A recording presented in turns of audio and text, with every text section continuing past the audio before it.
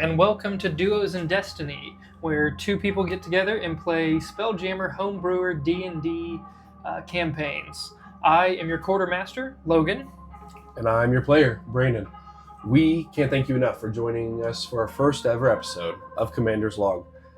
Check the description for all of our socials, and most importantly, new episodes out every single Wednesday. Excellent. All right, without further ado and no recap needed, we're going to dive right into tonight's episode. Yeah, grab the dings.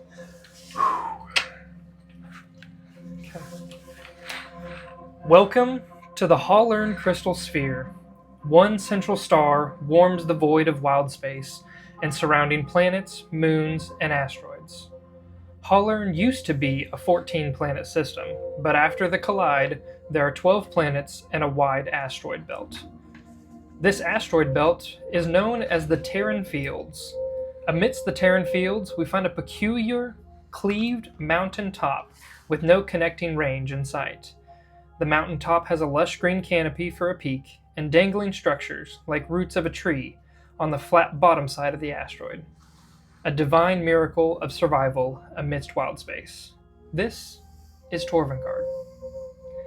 Today is the 7th of Arid, 1862. Just outside the air bubble of Torvengard, a tan, well-built man with dirty blonde hair streaked with white floats lifeless. Gray, unblinking eyes stare into the void. Deep gashes are on his throat and wrists. Carson Hallebrand, your perspective, everything is black. You do have vague memories of the night prior, or of just prior events.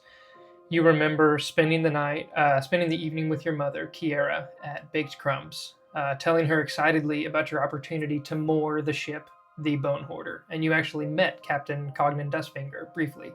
It was a pretty exciting day, almost like a local celebrity that you got to meet. And then your two friends, who actually are crew members aboard the Bone Hoarder, Thorgius and Rasbar, have contacted you and they wanted to play a game of poker tonight, a not uncommon occurrence. And so they invited you to meet them at the dock. You remember meeting them, and then them taking you to the Bone Hoarder itself, and like you guys walking on board. You remember Thorgius showing you the ropes. Rasbar passed the three of you a drink, and then nothing further. Everything since has been black. And now, here you are, outside the air bubble of Torvengard, floating in blackness. No light surrounding you. And then, all of a sudden, a shower of sparks in the distance. And you hear this ping, like an anvil and a hammer. There's a ping, ping, more sparks showering. Ping, ping, more sparks.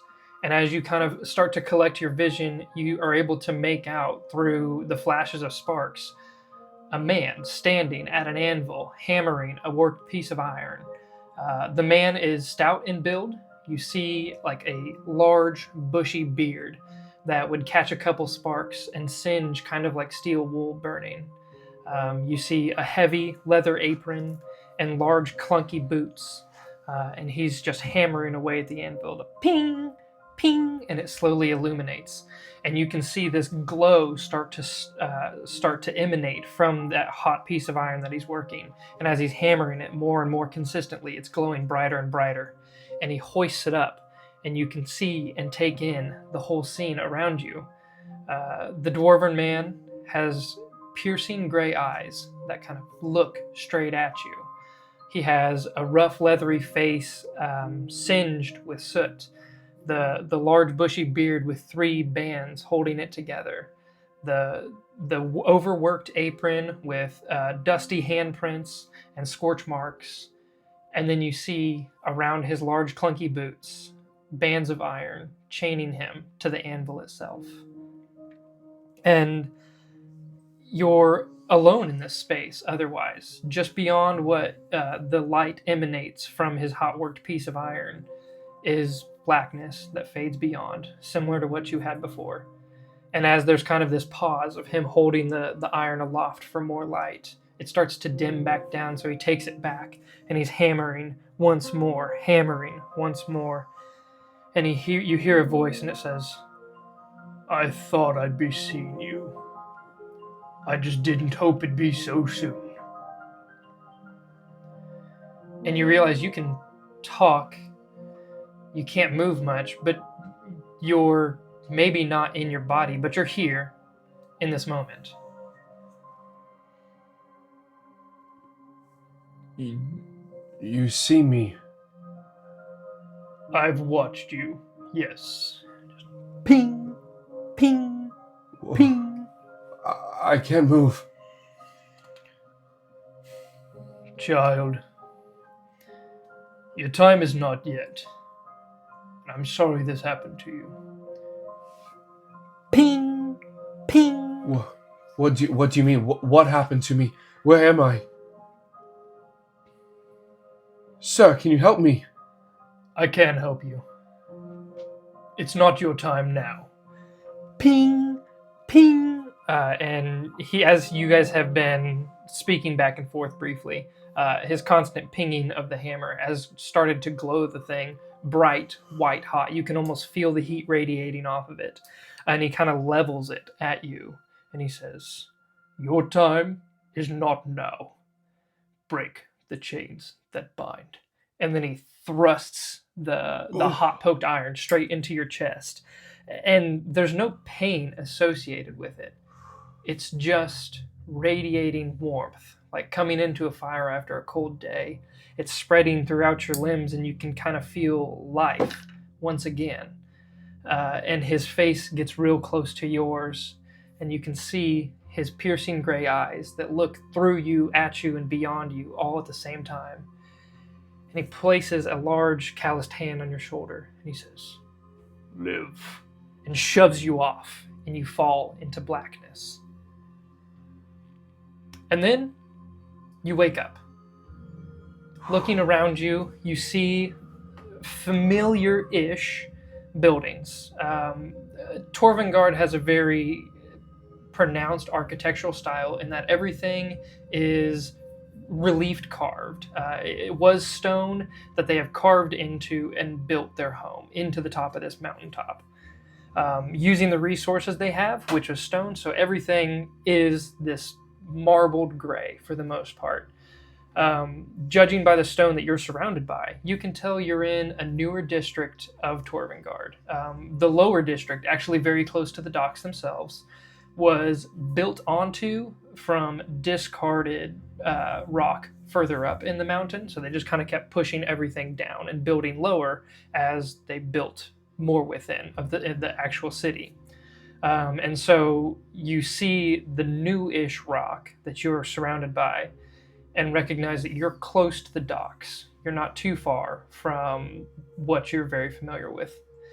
But here in this alley, you're kind of in a trash heap. You finally start to get feeling back in your legs. And the light around you suggests that it's sometime late at night. The artificial light of Torvengard is either bright during the normal daytime hours, and then they dim it down, where it's never truly dark within Torvengard, but they dim it down kind of like a street lamp glow. It's quiet around you in this alley.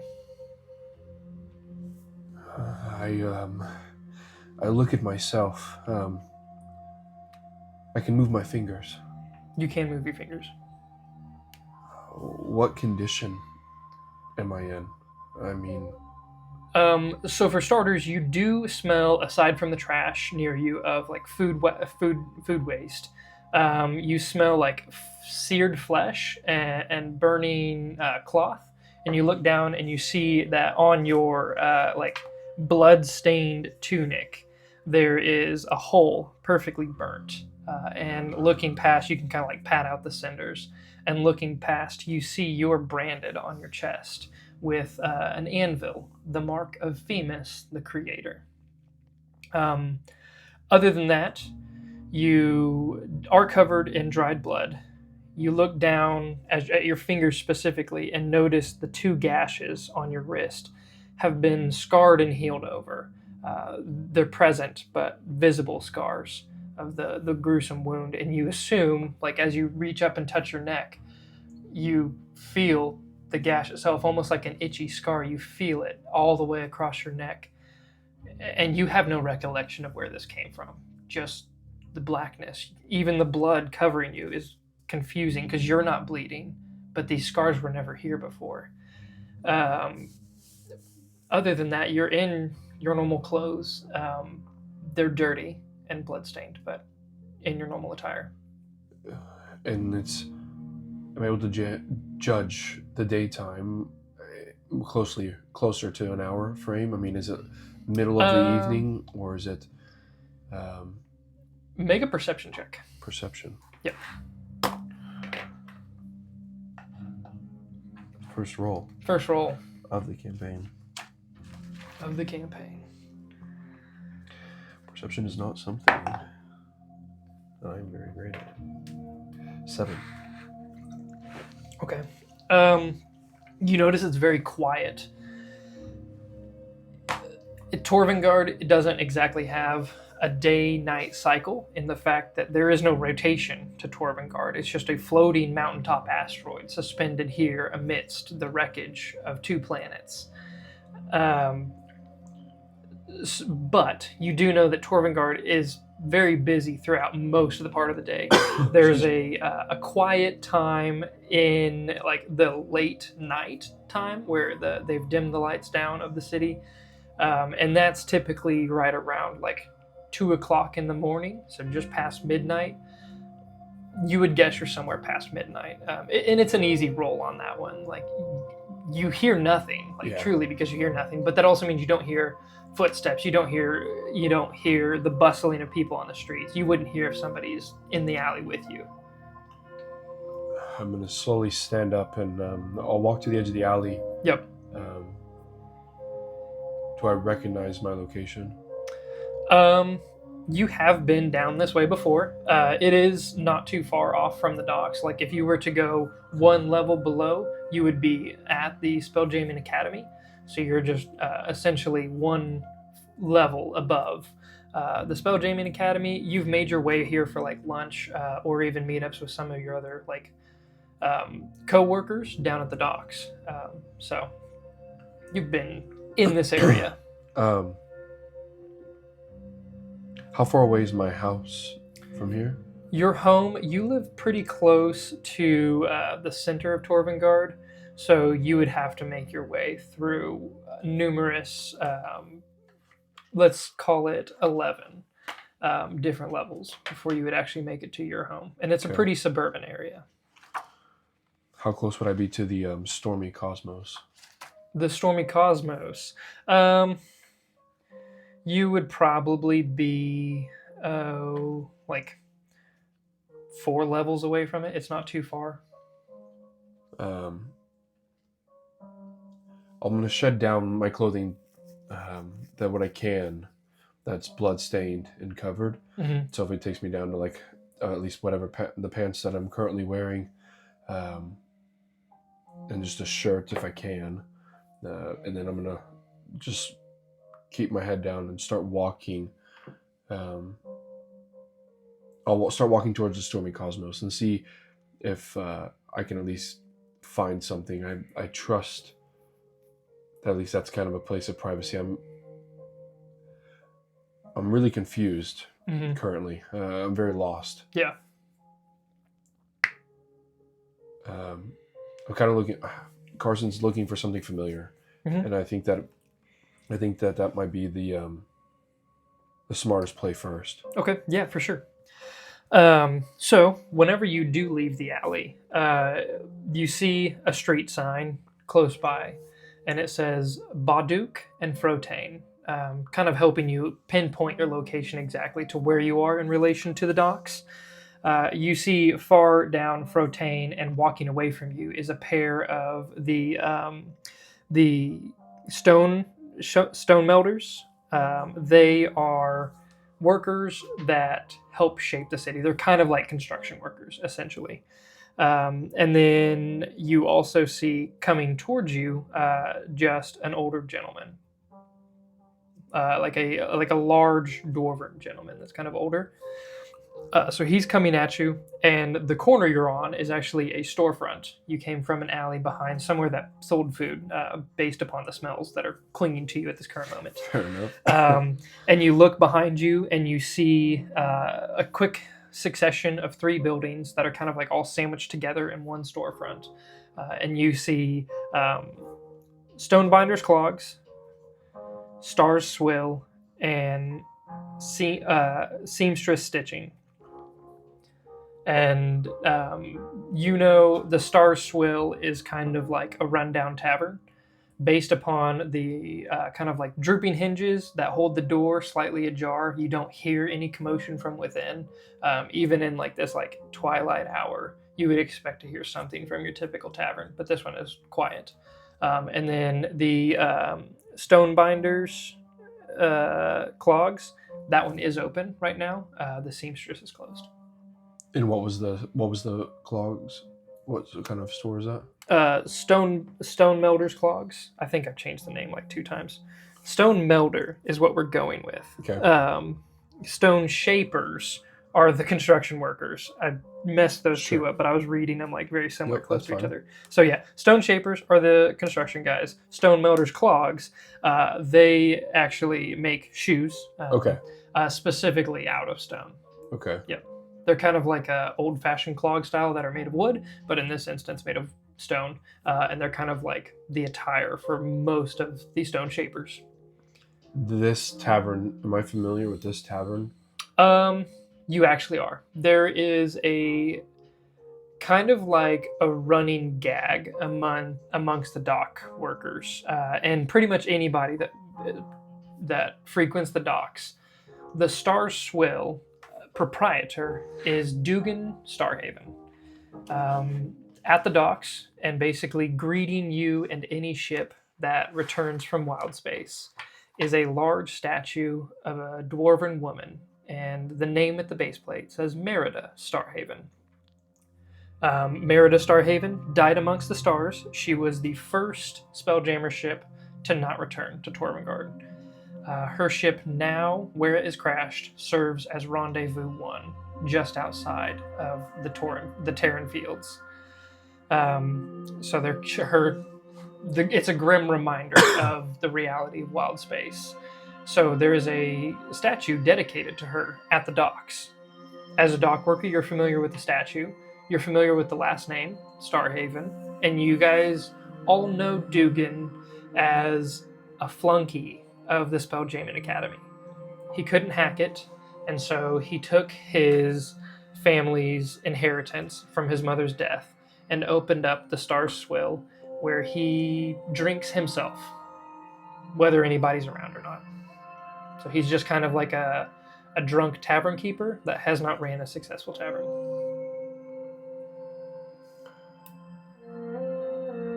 Do I catch the vibe that if I were to enter into this tavern, at least I could catch a break for a second, that this might be a good location?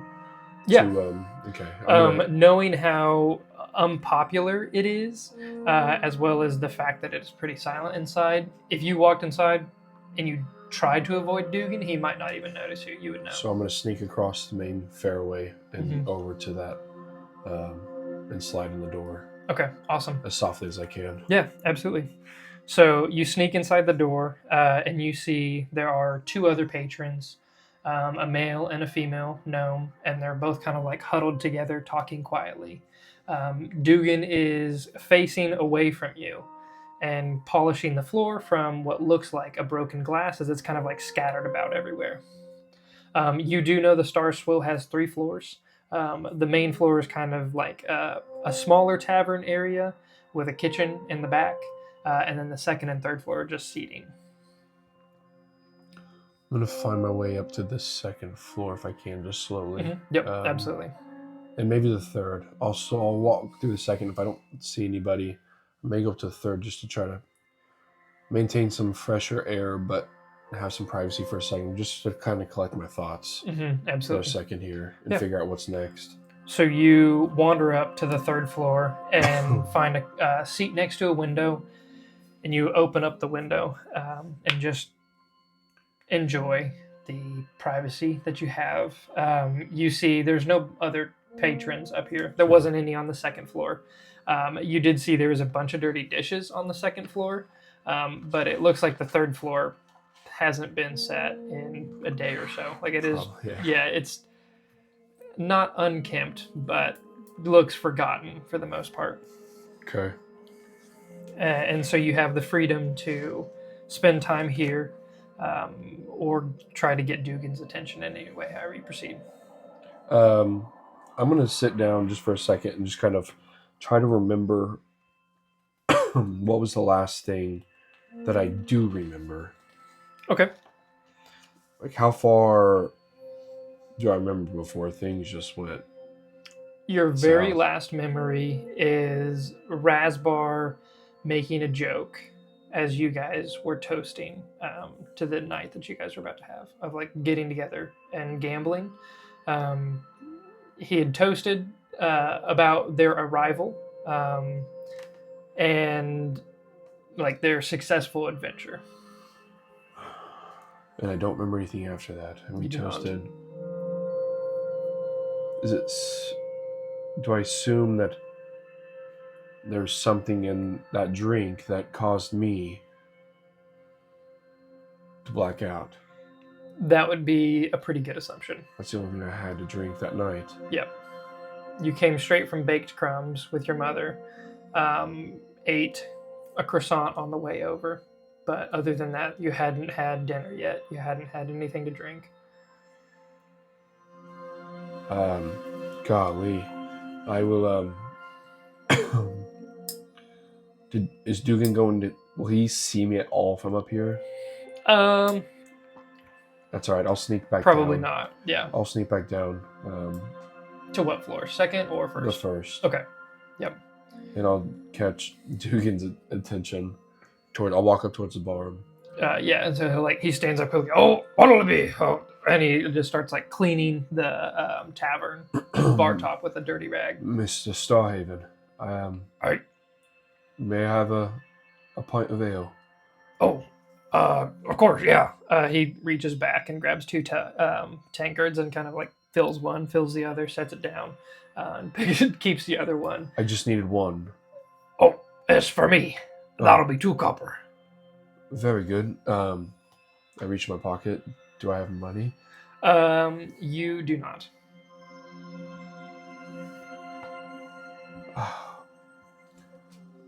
Mr. Starhaven, I believe I was They wrong. always do it. It's fine. This one's on me. Honestly, it's no different. I was gonna drink it anyways. You have my word that I will be back in the morning. I always say that. And he kind of turns around and goes off to drinking his. All right. The 2 gnomes are still sitting there. Yep. And they are just like off in the distance, just kind of still chatting. Yeah, they're closer towards like the front windows. Okay. Like you would have seen them before you had come in. I'll at least sneak back up to the second floor. Okay. With my ale, and I find a seat again, off in one of the far corners, so that way I can see the stairs. Mm-hmm. What do I do? What's next? I'm just thinking to myself, kind of speaking out loud at probably the same time. I'm afraid that. I'm afraid. Am I supposed to be dead? If they think I'm dead, that means my family could be at risk. Your thoughts kind of like spiral on for a good while. You probably finish your tankard at some point and are thinking about getting a second when you hear the cluttering of footsteps coming up the staircase. Leading another man is Dugan. He's carrying 4 tankards in his hand this time, and he's kind of like shoving a bunch of the chairs aside. He's kind of like walking this one patron behind you. And you see the patron is familiar. You saw them outside before you actually entered quite a while ago. It's a very large dwarf, like pushing on towards like human size in terms of height. And width, you would only guess they're a dwarf based upon their proportions. Like, it is just a very large man. And as Dugan is kind of like pushing all the chairs past, this guy still like ends up pushing a bunch of the chairs out of the way, and like tables and chairs are literally like scattering in front of him essentially as he's pushing his like big old gut through. And Dugan sets the tankards down on a table there, and keeps one, leaving three. And he says, "I'll be back up here in half an hour or so." And then he goes downstairs. And you kind of watch as this large dwarf just starts draining a tankard. And you kind of have to like shake yourself for a moment, because when he's drinking it, it's like held up to his forehead and being gulped down in one gulp.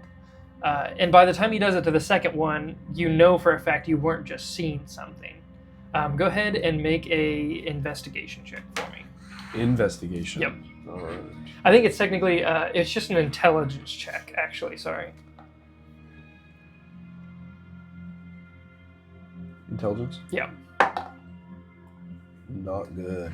She rolled away on me there. That's a 4. Okay. It's got to be the alcohol in you, but Yeah. It's just, yeah. It's I would been say a like long between night. I would say like between the unsteadiness of just waking up in the alley thinking you were probably dead, and then putting away this tankard on an empty stomach of who knows how long you were out. You're feeling it. You think perhaps this is something, you're just seeing it. Like, surely there's nothing. Does he seem to? Has he looked at me? No, he's facing away. Like, if you're here towards the staircase, he's like facing away, just kind of not bothered, looking at his drinks, just taking it, muttering to himself a little bit, and you hear him just, Dogan, Dogan, Dogan.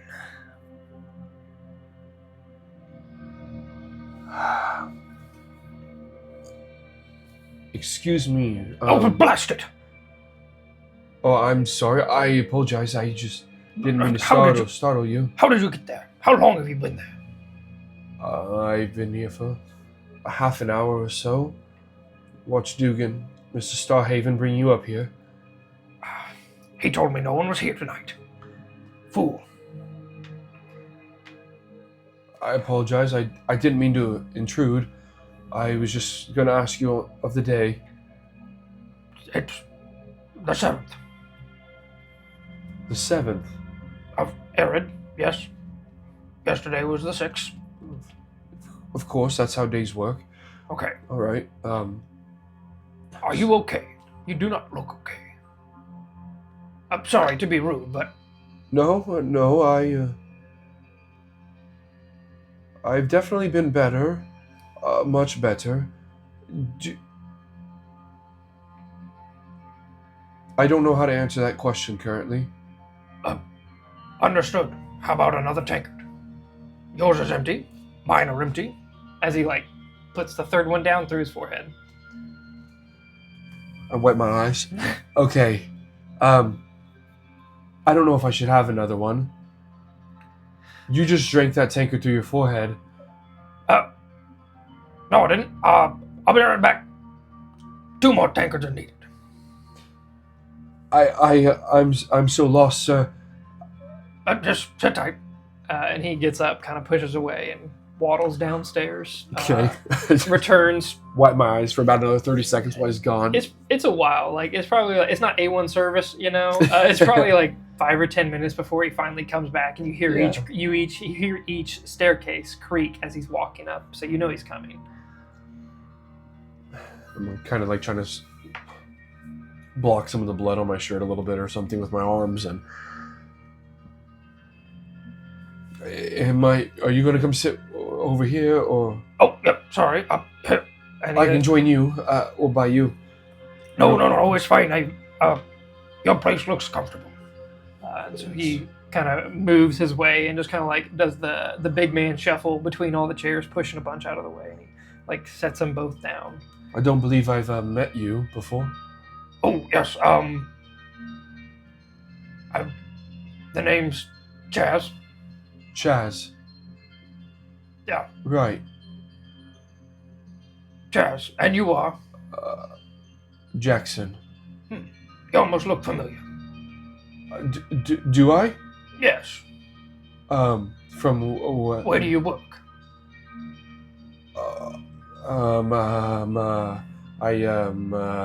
I will work on the docks. Oh, that's why I've seen you. I also work on the docks. Are you new? I have never seen you before. Oh, but I've been around. You know. How long? I do a little bit of this, you know. I move a lot of barrels and help load the ships. Tie a knot. Chaz, that's interesting. You've been doing it for a long time? Oh, months. Yeah.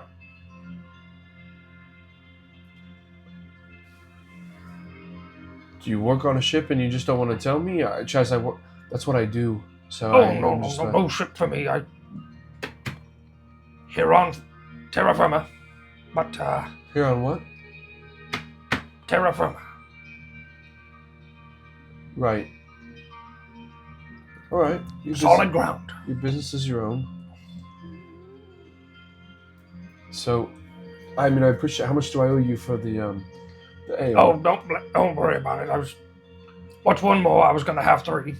So. Oh, okay. Well, thank you. Are you sure you're okay, boy? You don't look okay. Can I roll an insight check to see if do I trust this individual? Yeah, go ahead. See if You one of my can dice won't also betray me make tonight. another intelligence check at the same time. So this would be for the insight? Yeah. Okay. Insight's a 3. Golly. I know. You're rolling Not Yeah, wonderful. fat rocks over there. Blat, blat. Nothing good, baby. Nothing at all. That is a 7. Yeah. Good gravy. What a way to start. Your Only up from here, your so- gauge of this man is that he's very like caring. Like he looks like he's got a lot to give, and he's just sharing the moment with you. Okay.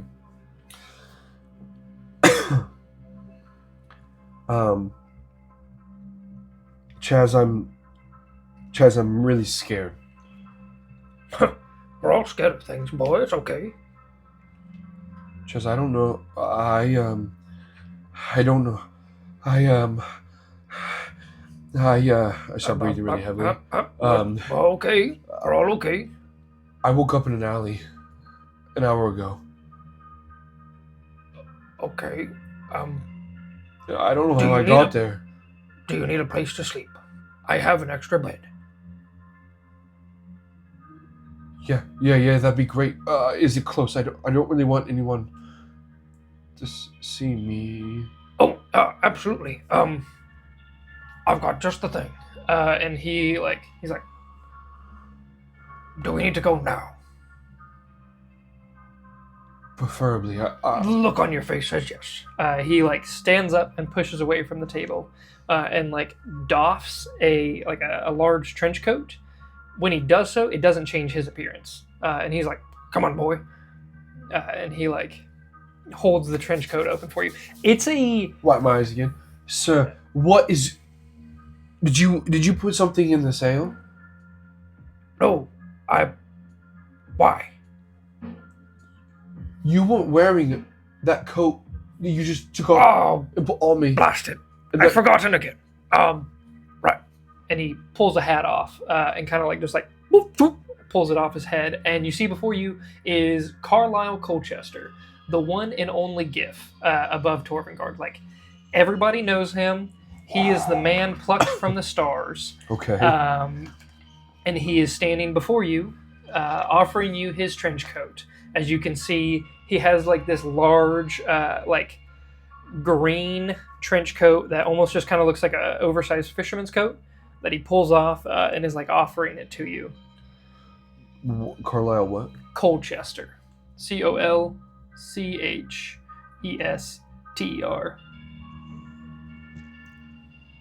And like, so you would immediately understand the weird visage of such a large dwarf. He could only disguise so much of himself, and so he did his best and what would be the most natural in disguising himself as a very oversized dwarf. And he's like, you're, you are. yes, I understand. I can answer all the questions. You're Carlisle. I am Carlisle. No, I do not remember everything. No, I don't know what I'm doing here, nor where I am from. And no, I cannot get you into the academy. I wasn't going to ask. I can tell, which is why I offered my trench coat. I don't think I was going to ask, but okay. Let's get you out of here, boy. You're Carlisle. And like, you've never really gotten a good up-close look of Carlisle, but he looks older than you expected. The legends always kind of like pick him up to be, you know, like middle-aged. He hangs out with Tantham all the time, who's a very spry young man. But not many people see him in public. Like, since he can't get away from anybody, he kind of shuts himself away. He is a bit of a hermit. But everybody just always talks of him in groups with Tantham, Jim Horder. And so you all kind of assume he's somewhere around his age. But looking upon him, he's like, in terms of like human comparison years, he's late, like probably right around retirement age. You know, he's past his prime for certain. So in height relativity to me, I'm about 6'2". Carlisle, I think, is somewhere like 7'6". Okay, so Yeah. he's a good foot over me. Yeah, Okay, he very is good. tall. Yeah, and very wide. So I just kind of take the trench coat and it feels like a hug to Yeah. a certain extent. Like there's Yeah. something like that. That's that warmth that I needed. to a certain Absolutely. extent. So Yeah, I it's take it Jim from the Gordon inside. giving Batman his coat at the time. Yep. Yeah, and I just take in. He kind of like slaps you on the shoulders, like, looks good on you, boy. And he twists the hat once more and goes back to Chaz, the dwarf. Right, Chaz, I will follow you. Let's get out of here. Yes, please. So he goes back, doesn't even acknowledge Dugan. Dugan doesn't even acknowledge you guys. As you guys exit the Stars Swill and take a turn. Oh, hey, Chaz, real quick. Do you have 2 extra copper? I promise I'm good for it. I'll pay you back when I get the chance to run. Oh, yeah, of course. And he pulls out 2 copper. Thank you. And I run back in there. Okay. Hey, Dugan. Uh, The 2 copper I promised you, sir. And he swipes the coin from the thing. He's like, thanks. Yep. Seeming to not even recognize you. As he turns around and starts drinking again. Good night. And I run back out. Uh, Sorry about that, Chaz. all good. Anyway, carry on now. Absolutely. I apologize. Okay. He leads you down Frotane, and kind of like the street starts spiraling back and forth until you guys find one of the many staircases that didn't take you down a level. You go down a level and you are officially near the docks. Like you're on the same plane. They're further out on the outskirts, but after a short walk, you guys find yourselves very close. You see the docks and all of space that looms beneath them, a familiar sight to you as you hang out here as your job daily. There's the Spelljamming Academy, kind of like shoved off to one corner of the docks, and it has its own special like private docks that are associated with it. And then behind it is kind of like this large cathedral-style building that everyone assumed was Tantham's personal home. And that's where Carlisle takes you to. He takes you, opens the front door like he owns it, and walks in. And there's just like this massive grand staircase that kind of goes up both sides of this parlor that you enter into.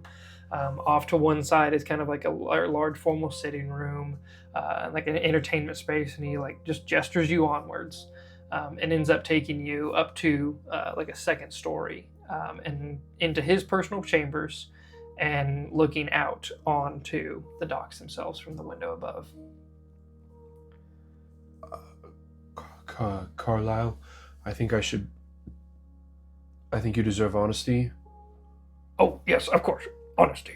And he pulls the hat off, and Carlisle is in front of you once more. My name isn't Jackson.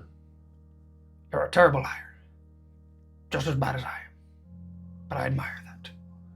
So we have something in common then? If the stories are true, then I think I can trust you. And you might be one of the few. My name is Carson. Carson Hallobrand. You do work on the docks, don't you? I do. I've seen you around, boy. You don't necessarily. What do you mean I don't? Well, you were quite a few steps above carrying barrels and loading ships. Oh, no. I do work around here.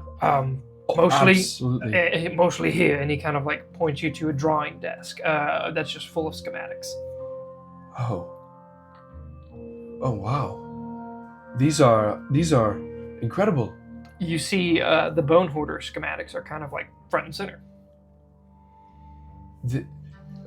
That's Captain Dustfinger's ship. Oh, yeah. Did you have... Tentham and me were pretty close in terms of that. A great one, honestly. I think it turned out pretty good. Incredible. The speed that I saw that thing take off with. And I can't even imagine. Its functionality. Yeah. We spent a lot of time on the articulating claws. Oh, that's... Worth it in the end, I think. I could only imagine the stories that they had said that Thorgius had told me. Oh, you've met some of the crew then? Good lads. Yeah. Kind of get a little stone cold. Yeah. He's going to do an insight check against you. Good lads. Inevitably, it's probably higher than anything I've rolled this evening. So. You can make a deception or persuasion check based upon like how truthful you're being in that moment. I rolled a 12. My total was a 12. Oh, that's an 8. An 8, okay. He's like... Excuse me. Tickle my throat. We're getting back into territory again of you not being a good liar. When you say good lads, you certainly didn't mean it. Is there a chair kind of right here? Yeah, there's two overstuffed chairs right next to like the fireplace. Carla, do you mind if I take a seat? My head chest is feeling quite heavy. Of course. Let me get some tea as well. That would be lovely. And he goes about setting the tea in the kettle. My hand kind of falls onto the armrest a little bit, and my other hand collapses on my chest, and I'm just trying to slow my heart rate. And you need something to eat too, don't you? Well, since you said it's the 7th, I haven't eaten anything since the 5th. Oh, so I wouldn't mind something, even if it's just a small something.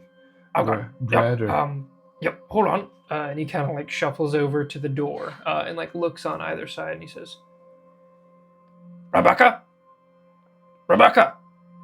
bring my midnight meal. You have a servant? Oh, well, Tantham does, yes, I do not. Okay. Is this...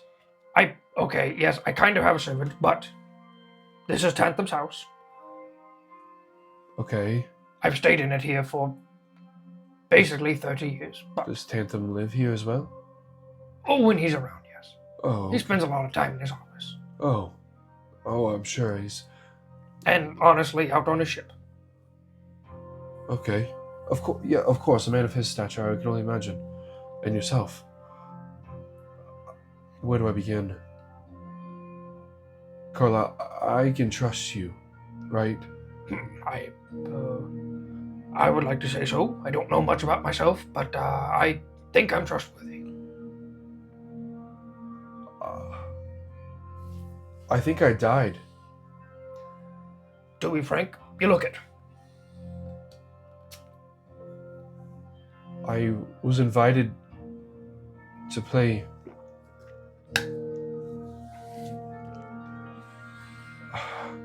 I can't believe I'm telling you this. I am so afraid. The tea's done at this point, and he pours you a cup and slides it over, and he says, "It's okay." I take it, and I'm just kind of holding it, and my hand holding the tea is kind of shaking a little bit. I'm just so afraid for my family's sake. I was invited on the ship.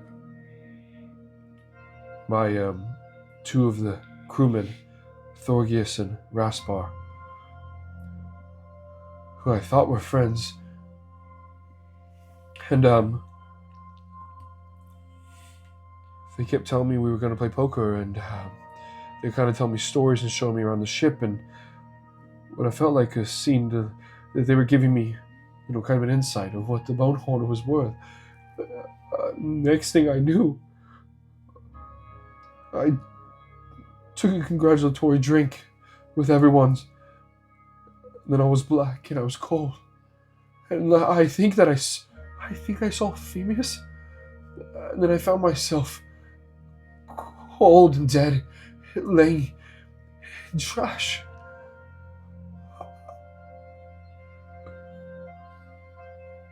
But I have these scars, and I pull up the trench coat, which I haven't taken off. They're on my wrist, and I haven't seen a mirror yet. And I pull down my shirt, but it feels like You don't want to see the mirror. And he just slowly, running his fingers across it.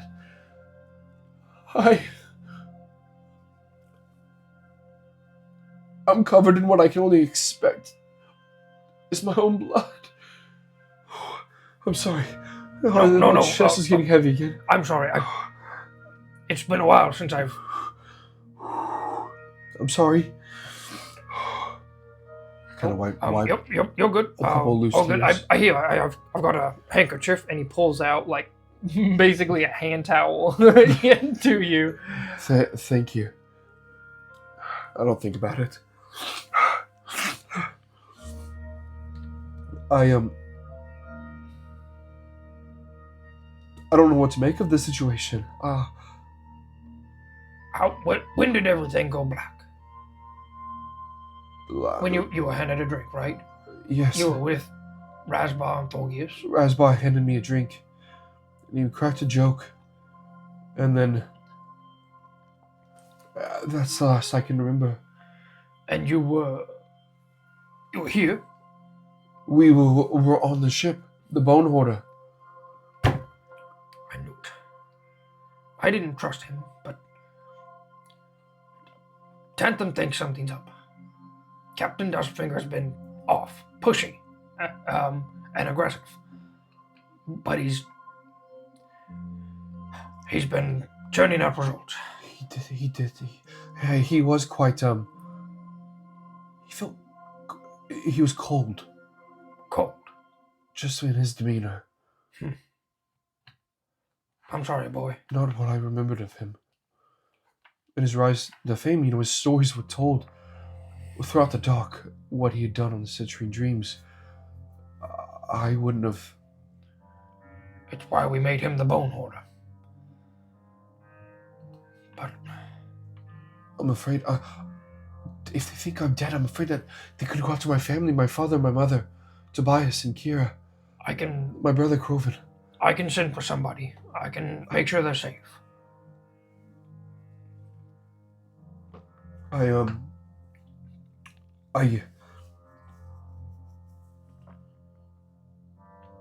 assume if they don't find my body, then they just think I'm gone. Where did they leave you? Oh, right in the alley, right across from the Star Swirl. I was out in that restaurant's trash pile. That's why I smell like I do. No matter. I understand. No, I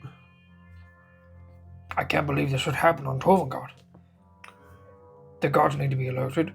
I'll let them. No. I don't think that's a good idea, do you? I don't want this to be blown out of proportion.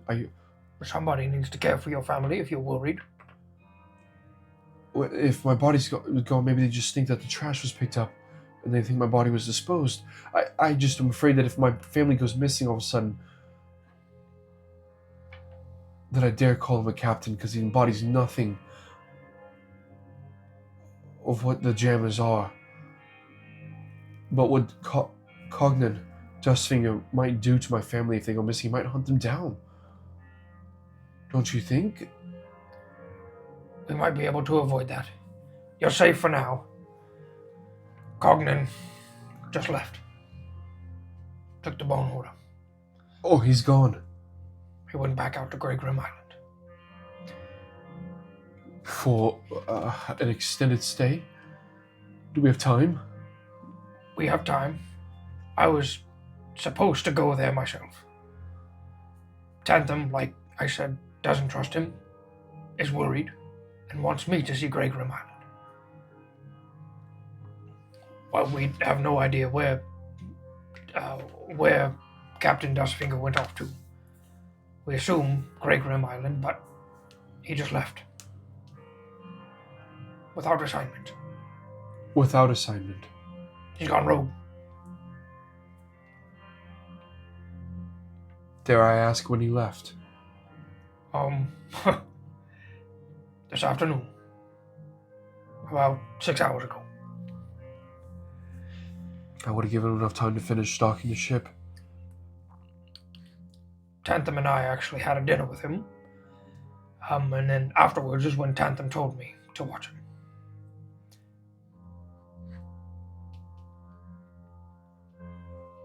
Okay, well, I guess that's somewhat good news, right? That all the crew went with him, and so I have some time to hide. I have some time to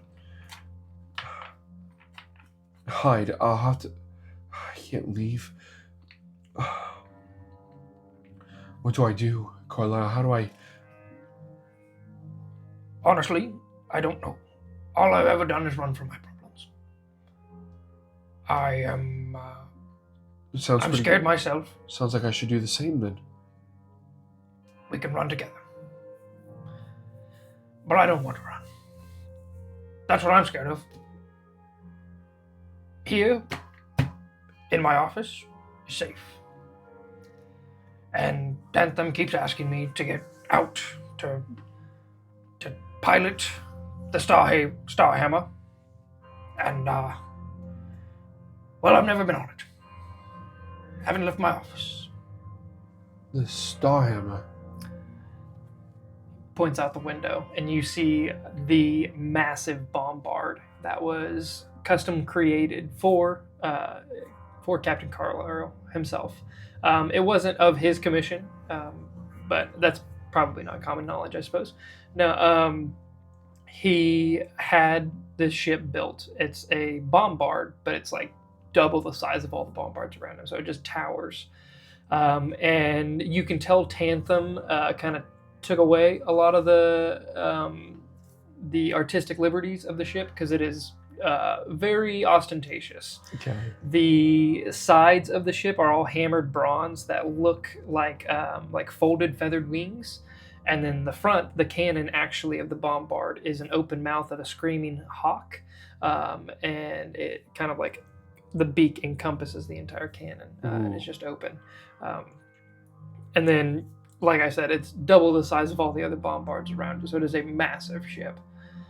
And it is moored there, and it's been moored there for as long as you can remember. Since it was built, you don't know of anybody that's ever seen it move. Oh, but the Starhammer's never even left dock. She's ready. Tantham's ready. Sage is ready. I'm not. So, who? Sage? Sage, yes, he's in my jammer. Oh, Sage. Yep, another, he's a friend. Trusted. Trust, okay. No, I've never left. I mean, I don't blame you. You were lost in the stars. Lucky. Son, could you tell me what Femus looked like? He was immaculate, magnificent. I mean, this big, bristly beard. When I saw him, he was making something. Yeah, he was making something. And as he was flattening out the steel, these small sparks were landing in his beard, and it almost felt like as if I could smell the hair burning. His skin was perfect, as if he'd never seen, a mind in his life. But you could see in his eyes that he'd seen everything. He spoke with power and grace.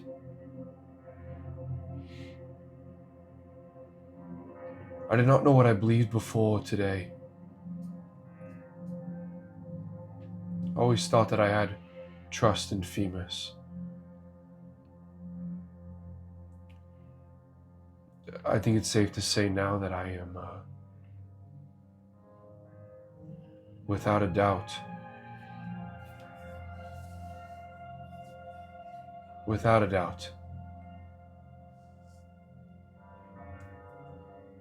a very strong follower of Femus. I also never believed in Femus. Tantham's a strong believer. Said most of his visions he feels he gets from Femus. I thought he was full of it. All my visions come from right here. But I've had a dream almost every night that I've been here. And I dream of what killed me, what almost killed me. I'm standing on the bow of my ship. The enemy in front of me, my fleet behind me. I yell for the firing of the cannons, and the fleet in front of me shatters. Shreds of tentacle and conical shell hull flying everywhere, bits broken. We'd routed them, we'd won. I led them into a trap. We were attacked from below. I remember the impact, the wrapping of tentacles around the hull of my ship, a cracking, a creepy, worm-like creature crawling on deck, blasting it away, and then rising just in front of me. This grey, purple man with tentacles on his face. They grasped for me. My mind ached. And then everything went black. That's the dream. The nightmare. That's what awaits me out there. That's why I'm scared. But one night ago, I had the dream. But it didn't end. A hand grabbed mine at the last moment and whisked me away through the stars until I fell upon Torvengard. And I remember a face. Bushy beard, tan, leathery skin, and piercing grey eyes, just like yours. Now I don't know what to believe. That sounds like the man that I saw. I was almost afraid of that. I think that's how I got here. I don't think I came here of any circumstance. I think I was brought here. And then you were brought back by the same man. Wow.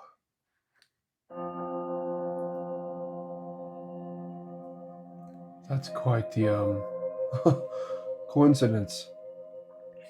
The food at this time, there's like a soft knock at the door, and Carlisle waves a dwarven lady in, Rebecca, and she sets the tray down and she says, "Oh, I'm sorry, I didn't see we had guests. I can go get another plate."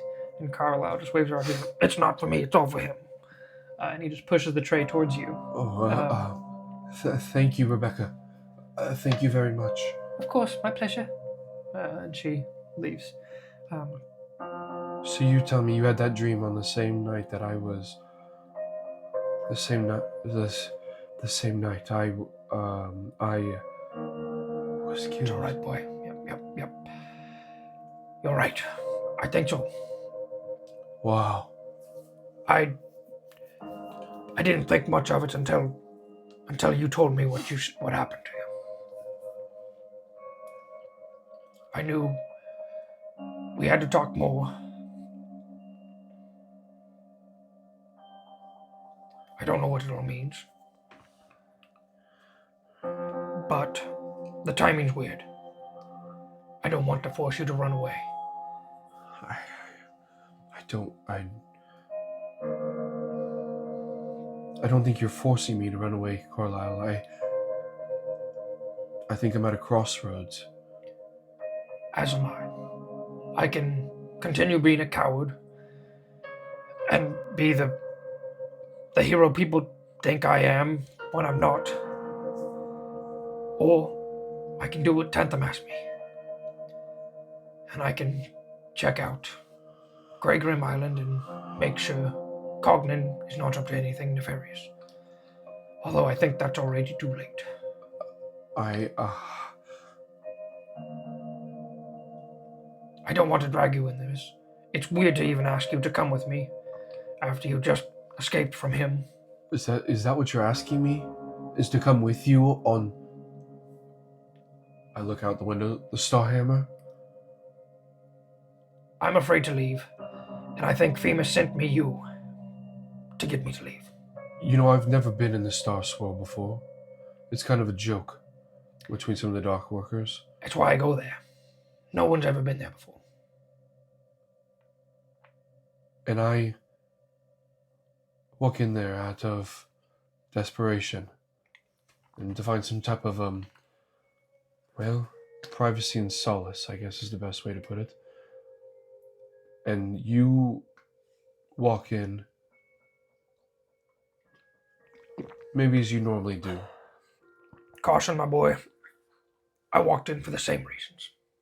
But Femus,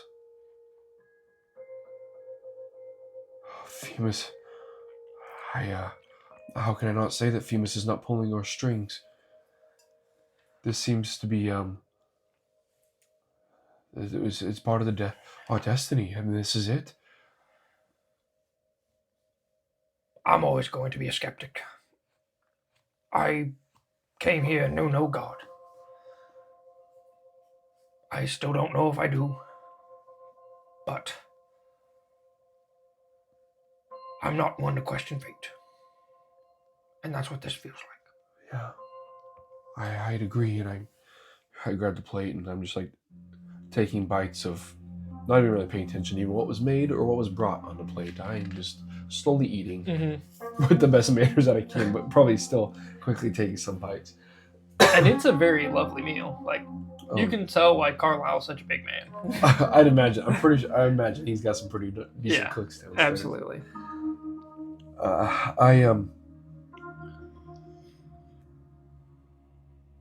I need to get it. Are we leaving soon then? Carlisle, I'm in. Are you sure? It's a big ask.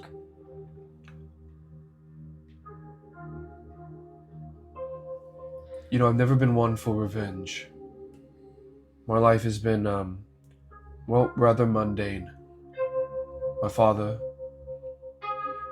a dock worker, he worked more specifically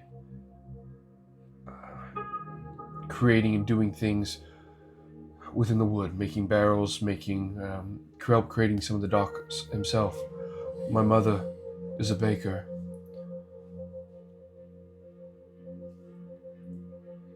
We're a true and honest family of Dwarvengard, and I've probably had one of the most normal, common lives you can imagine. But 2 nights ago, that was taken from me, or a night ago, rather, that was taken from me.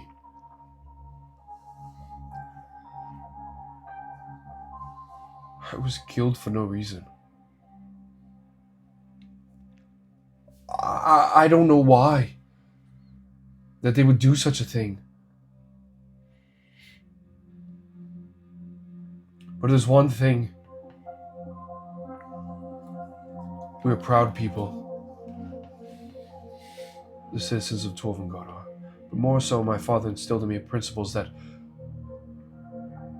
we are nothing without our word and our character.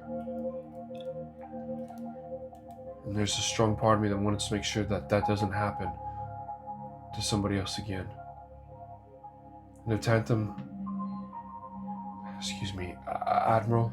Oh, absolutely call him Admiral, Jim Horder. Yes. If he heard that I called him Tantum to anybody, Okay. he'd skin me alive. Okay. So please, Admiral Jim Horder, I've only called him that. That's all I've heard this evening. Admiral Jim Horder thinks that he's gone bad, and you concur that as well, then I'm here to stand with you and help you. Carson, I've never met anybody I trust, aside from Tantum. I'm not one to trust, but for some reason, I look into your eyes, and I know.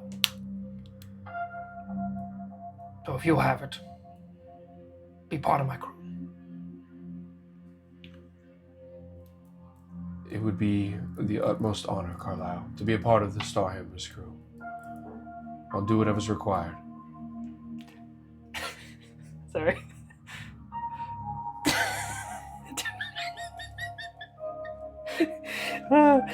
Idiot. Comedic relief. Yep. Didn't need that.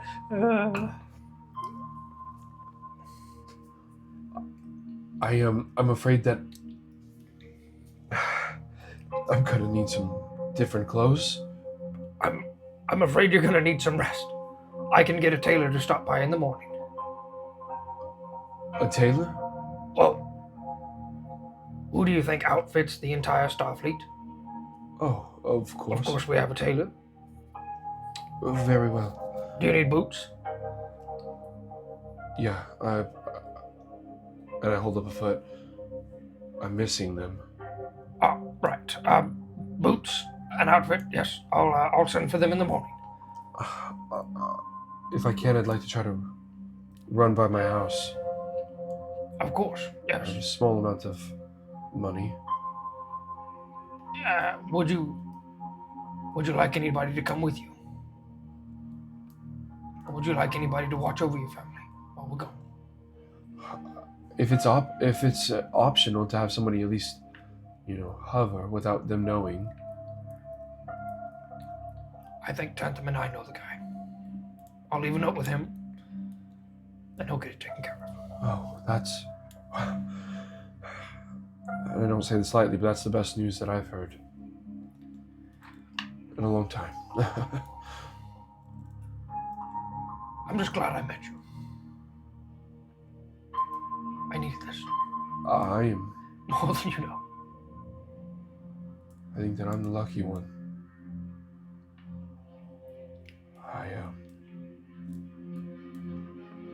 Oh, wow.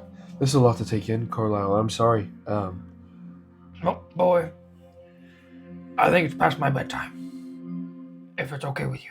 No. I'll leave you to it. And he kind of stands up, pats you on the shoulder, and leaves you in the room. And he wanders off down the hall. Good night, Carlisle. Good night, Carson. I'm going to return to the chair. And I just kind of sit down. And I start to just run through all the events again and again until I eventually just fall asleep in the chair. Probably pretty rapidly, but the thoughts of desperation, of the situation that Carson's in, just running through his mind. Yeah, absolutely.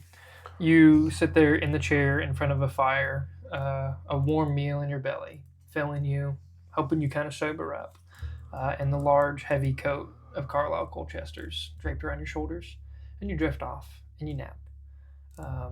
And you can take a long rest if you need one. I don't assume you spend anything, but in the morning, as you guys, you're awoke to like a light knocking, and then you hear Rebecca's voice, and she says, "We have visitors, Carson."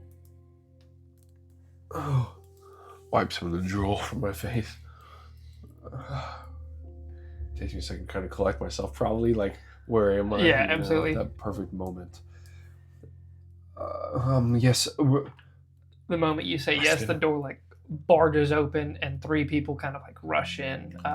They have like like a wrist of bobby pin or not Yeah. bobby pins, like pins. They have tape measures draped around their neck, like they look like tailors. And Yes. quickly they kind of like stop and stand you, and they're like, oh, yeah, and they just do the measurements real quick, and it's kind of like a flurry of motion, and then they rush off, and in and out before they can see. And she's like, sorry about that.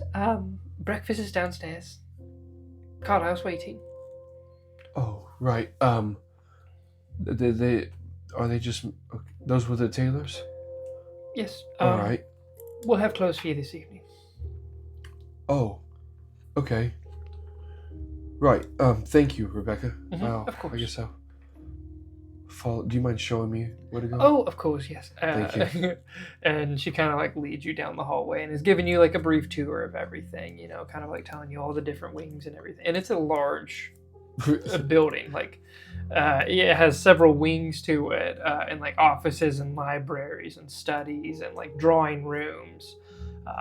It's quite the ordeal. And then you take note, one of them is actually an observatory room, and has a telescope in there as well. So, Oh.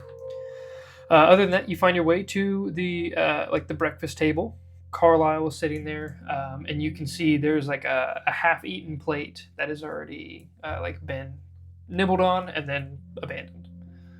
And Carlisle's like, Just missed Anthem, but he knows you're here. Admiral Jim Horner knows that I was here. Yeah. Oh, he's not around. Just missed Admiral Jim Holder. Oh, right. He was fine with me being here. Oh, of course. Okay. Actually, he's pleased. He didn't expect me to agree to go to Grey Grimite, but more than pleased. Oh, that's great news. Yeah. He actually asked me when we could leave, but I told him we need time.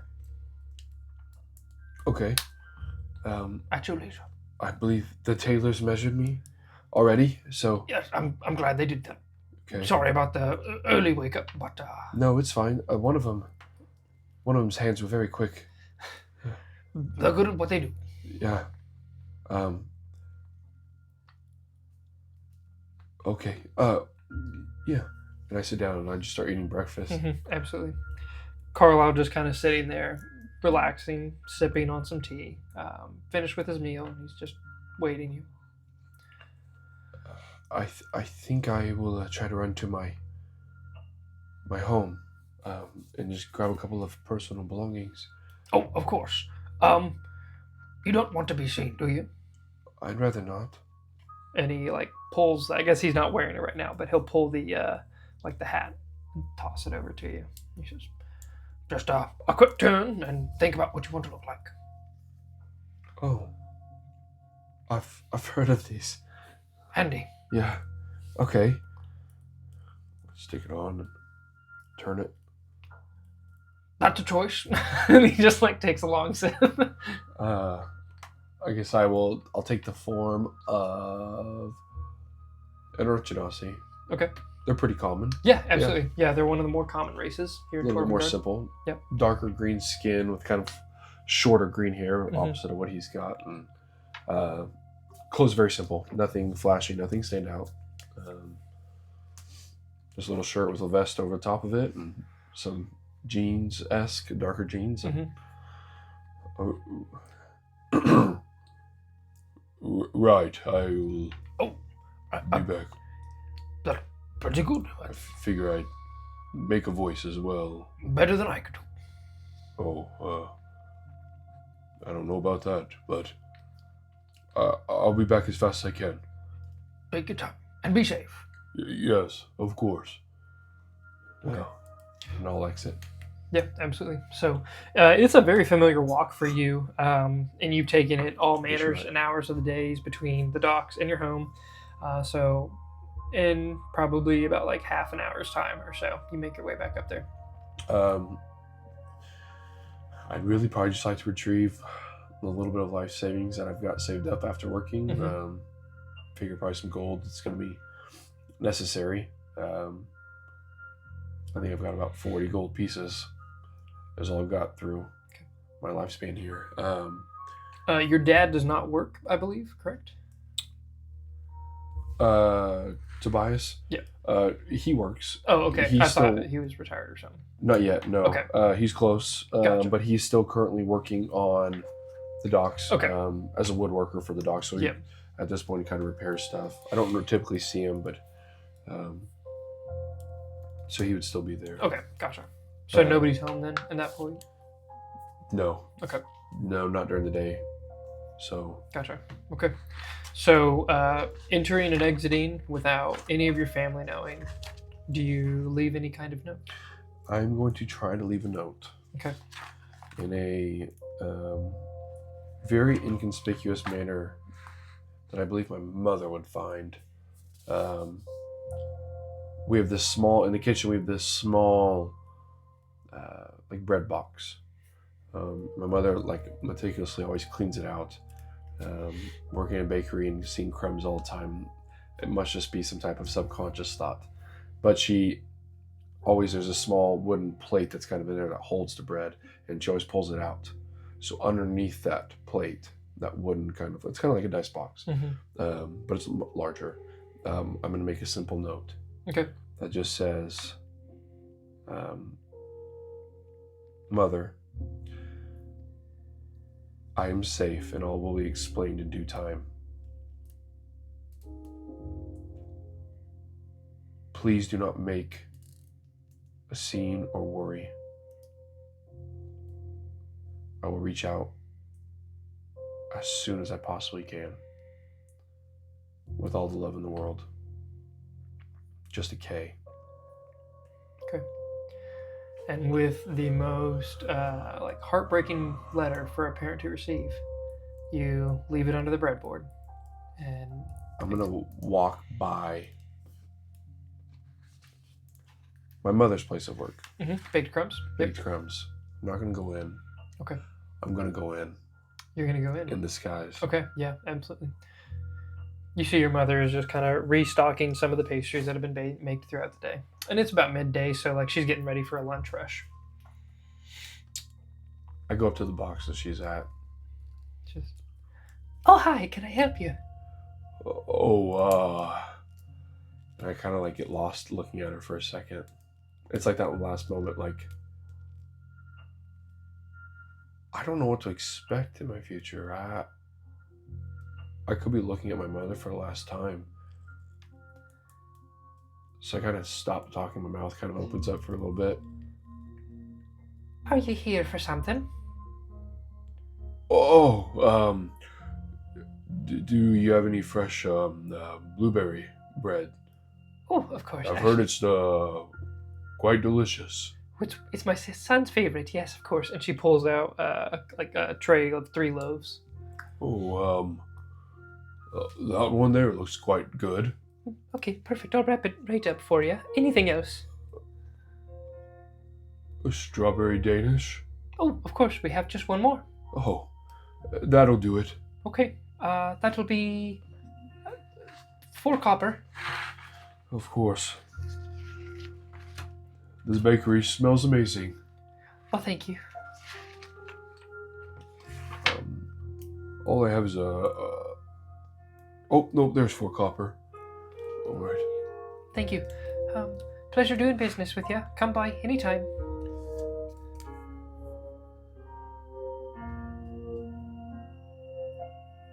And as you kind of store away your bought pastries, she goes back to kind of humming about her work as she is wont to do. I've got that bag and I'm kind of just holding it in one arm and I take a few steps and I look back.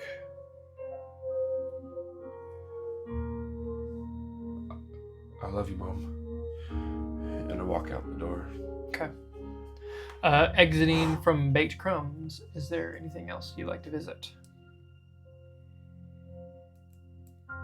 You're kind of in like a busy shopping district, so there's people milling about all around you. Is there a Is there any type of simple weapon shop? There is a rudimentary weapon shop down at the docks. There's not really been a large push for weapons here on Turvengard. Makes sense. So there is a few like higher end weapon shops, but they're like more like decorative. Okay. Like you can get like a hilt engraved or like a family sword kind of thing there. Sure. Probably not good for combat, but there is down at the docks actually like a newly opened supply store for random weapons, but also supplying the fleet, the Gem Runner fleet, as well as the Onyx clan. I'm gonna run there. Okay, absolutely.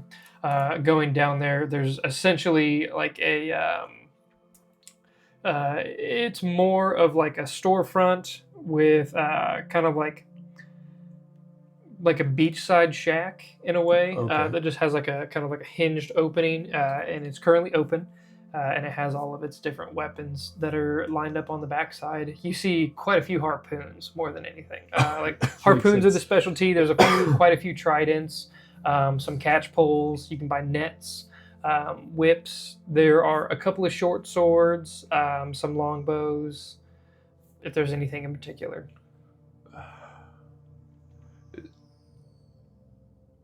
Is there anything that's I guess first and foremost, is there anything small like a hand axe? Yeah, absolutely. Yeah, there's a couple like quite a few of the sailors actually like this hand axes the most. They kind of wear them on their hip, and most of them carry like two. Okay, I will. Do I see any two-handed style weaponry, or like even so? Well, even so. The trident and the spear, which would be like a harpoon, essentially, are the two largest weapons. The swords are even nothing of particular. There is one larger, like two-handed axe that's pretty plain looking. It looks more like a woodcutter's axe than anything, but it is larger, and I'd allow that to count as like a battle axe. Okay.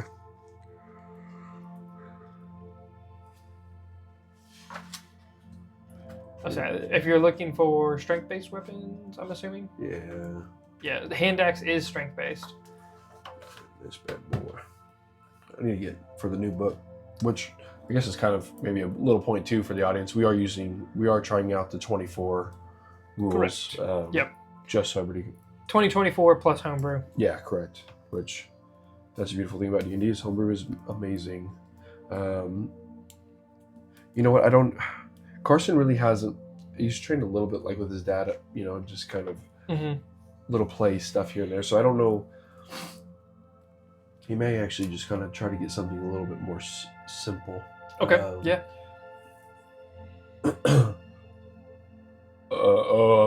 Sir or ma'am? Sure. Sir, how much is that hand axe that you got right there? Hand axe. Oh, let me look at my price book here. This does have prices on it if you would like to see this. Oh, yeah. That'd be great. So I can probably look up the same thing here in the Dungeon Master Guide, but I don't know. It is 5 GP. 5? Okay, cool. We will keep it at 5 gold pieces. They're not trying to make any money off you. So 1 hand axe. Anything else? Yeah, I feel like you'd probably... Sorry, the light just reflecting kind of goofy off this. I think ultimately, he might just go for like a short sword. Am I just blind? Club, dagger, great club. I was say it should be within. Oh, short sword technically a martial now. Oh, really? I wonder because they did add like the proficiencies, Yeah. and the like the That is weapon thingies with it. Yeah. I wouldn't be surprised. Okay.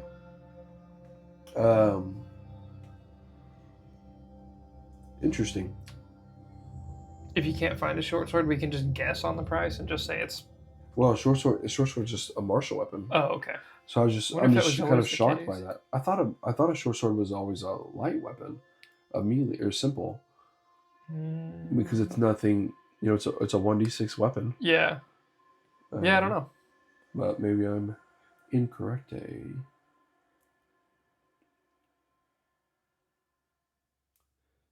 Because a short sword is 10 gold. 10 for the short sword? Yeah. Okay.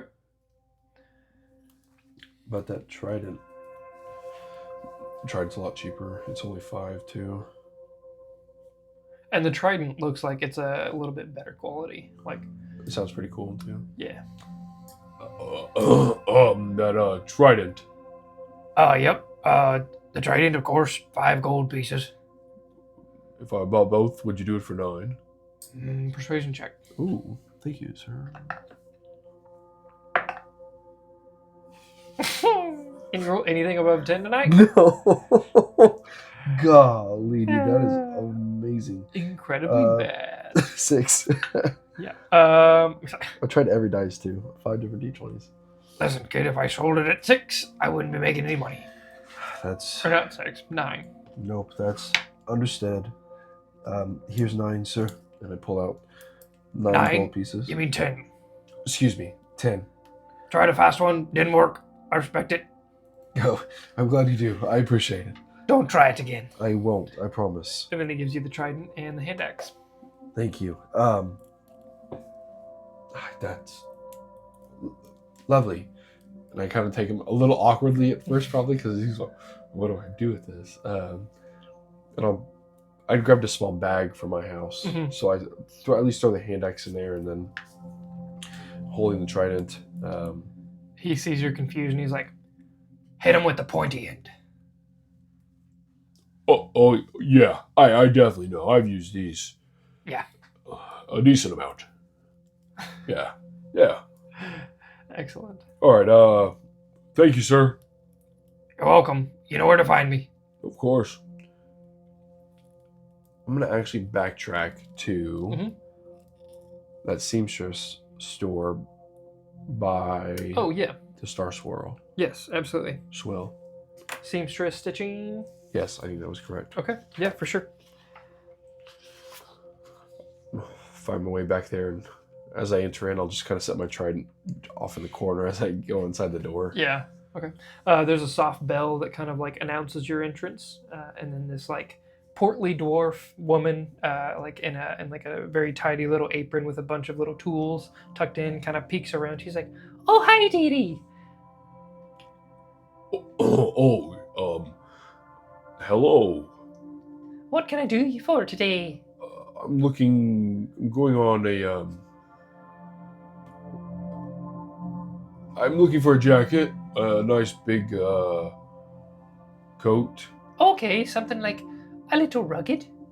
a little. Of course, we can. I'll show you right over here. And she kind of takes you to like a clothing rack with all sorts of different jackets. There's like a heavier duster, full length, like trench coats, all the way up to like smaller, just kind of like overcoats. Is there whichever one you're- that's definitely a little bit more like a white base, kind of like a duster, probably a little heavier?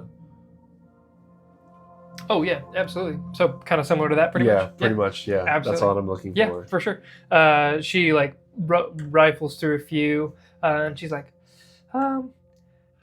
"It's not quite wide, but I can bleach it. Oh, that'd be great. It would look good on your skin." Yeah, I think it would kind of match my hair. Okay, absolutely. You're totally not what you look like, Nope, but that's fine. It looks good with you regardless. it'll match my green hair. Right.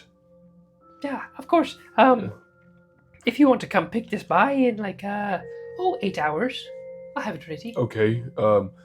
Can I have can you stitch in some nice orange? Or kind of like just dye the leather a little bit on the top, a little bit of an orange color. Yeah, sure, of course. I Anything else I can do for you? No, I think that'd be lovely. Okay, we'll get right to it. Okay. How much would that cost? It's going to be 3 gold pieces for the Oh. custom work. 3. Yeah, that seems completely fair, ma'am.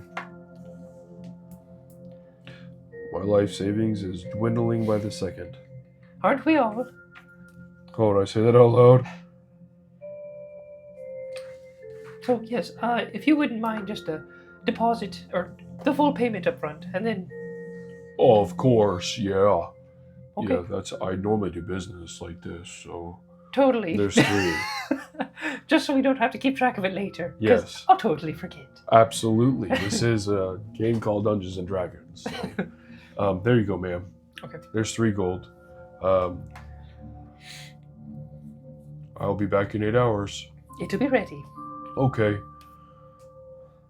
So you leave seamstress stitching, and this is probably right about a little after midday. Okay.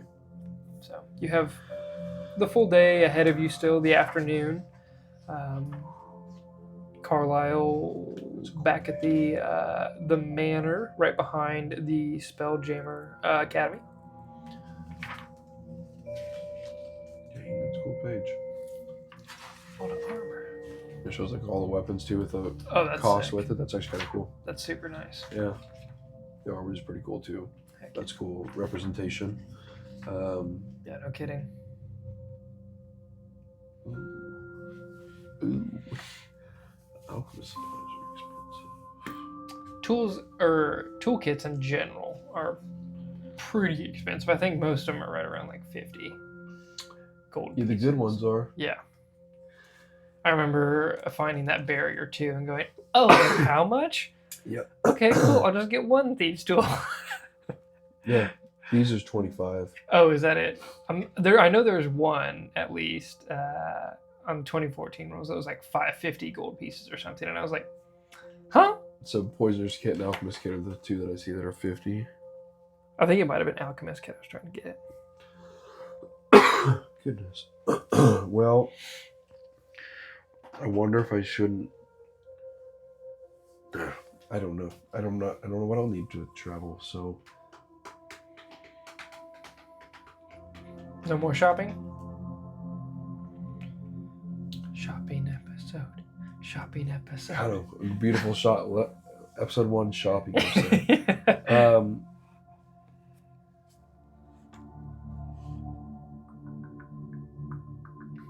Yeah. Nope. That's it. Cool, That'll okay. be fun. So, ending your shopping spree and your retrieval of your personal effects, you go back towards Carlisle and Tantham's mansion. Yeah. Okay. Sorry. I was Excellent. just looking at the Yeah. thinking. Okay. Yeah, very good. As you arrive, Carlisle is just in his study, the area that you slept the night before, and he's kind of like sketching away on one of his prints. And he looks up at you. He's like, Looking good. How are you today? You look rested. I feel better. I still don't quite know what to think of the situation. I can imagine. Here's this back for you, sir. Oh, hold on to it for now. Are you sure? We're leaving soon. All right. I don't need to sneak into any pubs and drink myself, do I? I don't need to drink alone. No, that's true. All right. I'll hold on to it for you for now. Please, do. I know where to find you anyways.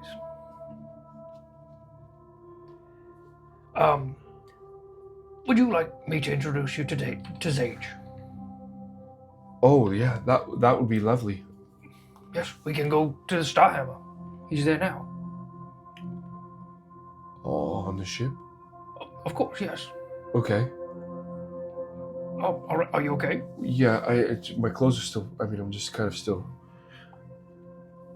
Oh, well, we're not leaving, Okay. but just getting acquainted. Okay. Right. All right. Yeah. I got a really cool jacket made, I think. I can't wait to see. Their overcoat kind of threw me for some inspiration. I honestly thought it looked good on you. Big, but good. I'm glad to have it back. It made for a good blanket last night. I can smell the trash on you. Yikes. I apologize. I'm kidding. I've got it cleaned. Okay. Wow. And the chair. Right. It's fine. I welcomed you in. I'm sorry, Carlisle.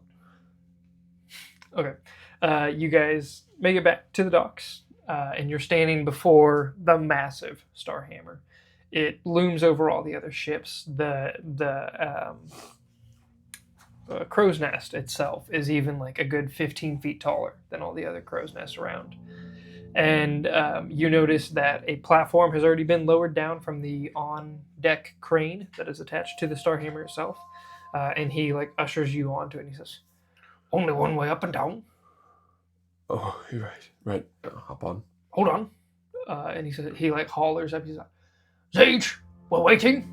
and then it just and you guys get hoisted up onto the deck and kind of like pulled in and lowered back. So you're standing on the deck of the Starhammer, with the basically right where the crane would drop you is behind the cannon itself. So you guys are kind of on like the back end of the cannon, and it's this massive barrel that dwarfs you in comparison when you stand next to it.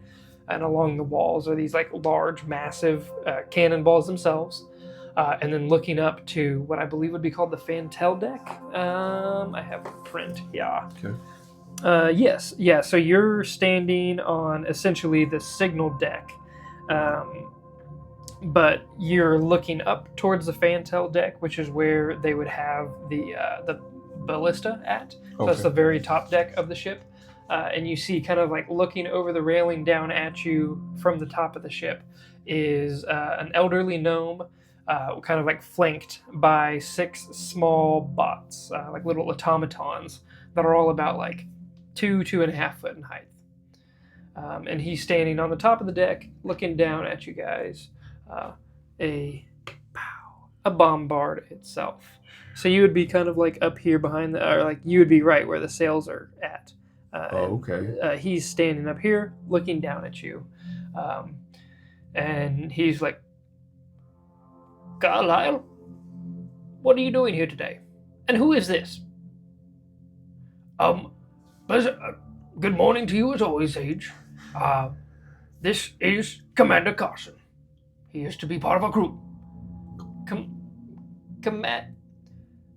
Carlisle, could we have a word, please? And he like Commander motions you over. He doesn't motion you over. Zage motions Carlisle over, and they're standing just out of earshot up on the Fantel deck. So you're just down by yourself at this point, and the automatons are kind of like looking over the railing, just kind of like unblinking, staring at you. These like 6 individual metal bots. That are all slightly different from the last. They all have like little personalities that have been displayed on them for like different utility purposes. And you can hear those 2 like aggressively whispering back and forth, and it kind of like gets quick with each other. And then Carlisle peeks his head back down and he says, well, we're all on the same page now. Wrong voice. We're all on the same page now, Carson. Commander Carson, if you wouldn't like to come up here and meet the crew. Ooh, I kind of like jog up real quickly. Yep. So you rush up, and the crew is just who you've seen before. The elderly gnome, the 6 bots, and Carlisle himself. And he says, Commander Carson, this is Zage. I forgot his last name. Memory loss. This is Ada, Hack, and Rio. Naming 3 of the different bots, and then I will find the other 3 in a heartbeat because I wrote them down. There it is. I said Rio, Hack, Ada. We have Sid, Kit, and Ben. Zage has created all the bots. They kind of fulfill the rest of the crew, since neither of us like people. So, welcome to the other people. Zage is just like, well, you don't smell great, but Carlisle likes you, so welcome aboard. Zage, I'm Carson Hallobrand. Pleasure to meet you. I think I've seen you here before. Not here on the Starhammer, but around. You work at the docks, do you not? I did, yes, sir. That is what I thought. And he like looks over at Carlisle, like side eyes him. He's like, and he knows his way around a ship, right? Carlisle just goes, "Of course he does, don't you, boy?" And slaps you on the shoulder. Yeah. I'll just be showing him around. And he kind of like leads you away from Zage as Zage kind of like mutters and starts talking to the bots. And you guys leave the Fantel deck going down below, and he starts showing you around the rest of the Starhammer. And you guys spend however long you want just kind of like exploring everything and showing you to all the As places. long as he will take me around, Okay. Carson will take in as much information as he can. Yeah, absolutely. So, And there's weird parallels to your last memories before everything went dark of the time you spent with Thorgius doing much of the same, like a very chummy, enjoyable moment of walking around a really awesome ship and just getting shown all the unique things about it, Carlisle's favorite things, your individual quarters where you'll be staying. There's kind of like a ready ballroom, like it is ready to go for all intents and purposes, but has just not gone anywhere yet. during the explanation tour, Mhm. however you see fit, Carlisle, why did you call me Commander? Well, to be part of the crew, you need a title. So, I picked the best one. The next best. Captain, Commander. Zage is also Commander, but Lieutenant Commander. Zage's Lieutenant Commander. Oh, right. Second in command. He's also just the jammer. Can't run the ship without him. Right. I've only met a couple, just in passing. He's good at what he does. Spry for his age. What race was Zage? He was a gnome. Okay. Yep, I don't know if I mentioned that. So when I say elderly gnome, like Yeah. pushing 300, Okay. older. Been around for a long, Yeah. long time. Yep. Okay. Well, thank you. I've never had a title before. That's It'll have responsibilities, don't worry. But we'll go over those as we fly. and those bots that were up there. What Yes. do they speak? Not really, no. All right. It's quiet around here on the ship, Okay. and that's the way we like it. And they help out with the duties on the ship as well, then. Absolutely, yeah. Oh. He's kitted them out to do all sorts of things. Hack likes to cut things up pretty good with an axe. But he's mentioned that they're capable of defending the ship whenever time comes. Proven to me that they can load the cannon and fire the ballista. Oh. That's quite useful. Why don't we have those on? People look at them really weird with the automatons rolling around. Don't know who to address and what not to. Confusion. Yeah, sorry, I think I said automatons. Autognomes. The automatons are different from the autognomes, and that's where people get confused. They start talking to them like they have a personality, find out they don't, and then start questioning more about the autognomes. It's more like a taboo subject, so we keep them here. Understood. I look forward to working with him then. I think it's getting rather late. My coat commission should be up soon. Oh, yeah, of course. We can grab dinner as well. Oh, yeah. Be lovely. Were they going to bring the tailors? They were grabbing you a handful of outfits. Oh, okay. We also have a bath. I would suggest that before dinner. Understood. Thank you. Yes. Everyone thanks you. It was getting pretty bad. Right. I will take one. Absolutely. What do you think about leaving tomorrow? Well, I've said my goodbyes, and I'm at peace. Tantham knows to watch over your family. That was my next question. Very good. Very good. Then I would say, yes. Excellent. Can I tell you something? Oh, please. Last night, I didn't have a dream. And it was the best I've ever slept. You didn't have the nightmare. I didn't. So thank you. That's the first time in 30 years. First time. That's... First time I haven't woken up in a cold sweat. Then Themis is truly watching over us, Carlisle. Something like that. Something like that. Well, that's great. That's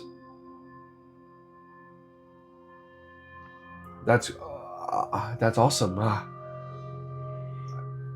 I'm happy for you. You're a believer, aren't you? I am now. I don't think I'd be standing here if I wasn't. I respect that.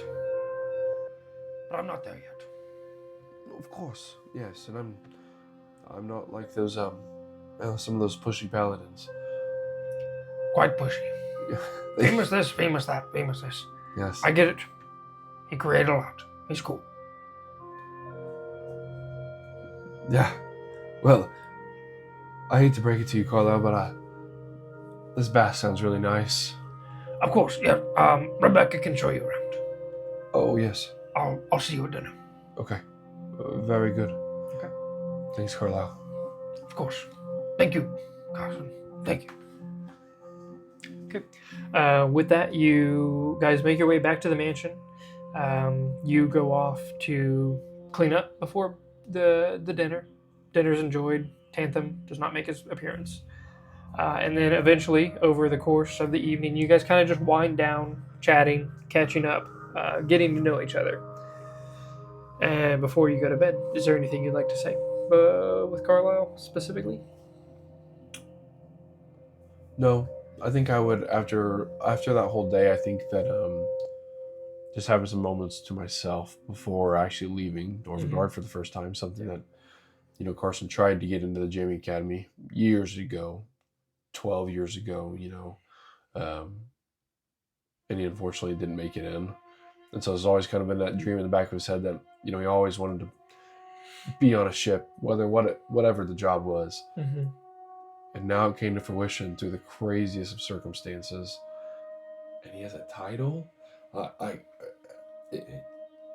Everything is just a whirlwind of emotions. And I think that a night by himself, just to kind of catch his breath and his mind at ease, is probably quite important. Okay. So awesome. So you spend the evening winding down, and Carlisle leaves you to your devices. You have been made up like a guest bedroom, essentially. Okay. At this point, you're no longer in his study. Makes sense. You wind the evening down. You find a full night's rest. Again, taking the long rest if you need it, but you don't. Prior to the rest, you did get your clothes from the tailors. They returned with several different outfits. And then you do return back to the seamstress to get your coat. And it's exactly as you ordered it. Well tailored, fitting you as it should. I assume you also go back as the Genasi. I would, yeah. Okay, yeah. I would say without bogging it down more, but Absolutely. Yeah. You return as the Genasi, pick up the coat, and then spend the rest of the evening at the mansion just enjoying your time, knowing tomorrow will be the next big step. So, in the morning, you spend another breakfast. Again, there's signs of Tantham being around. A breakfast half eaten, but him not being there. Carlisle just kind of waiting you. You can tell it's a very early riser kind of situation where he's just been there for a few hours probably, sipping coffee, looking out the back windows, staring into the docks. You guys get ready. You get on the ship. Zage has been waiting you as well. And without further ado, the Starhammer takes life. And it's kind of like an unannounced departure.